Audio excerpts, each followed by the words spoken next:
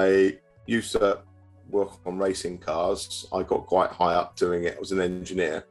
I then, one reason and another, lost interest, ended up as a dustbin man, garbage refuse collector, which was a very low stress, easy to do job. It's like, where's the next bin? And that was it. But then I lost my dad. And during that, I'd already started to maybe think about teaching and doing a physics type degree. So sort of the Python I learned in that got me my engineering job.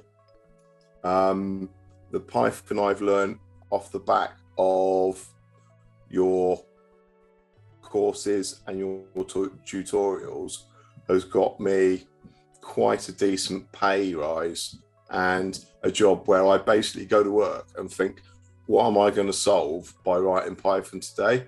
Which I want to be creative. I enjoy solving problems. So from my point of view, I can take what you guys do and give me and use it immediately in the role I'm in. And if it wasn't, there's a strong element of truth that if OpenCV didn't have the tutorials and the accessibility, the fact that it's very popular, so there are lots of sources, there's lots of stuff on Stack Exchange.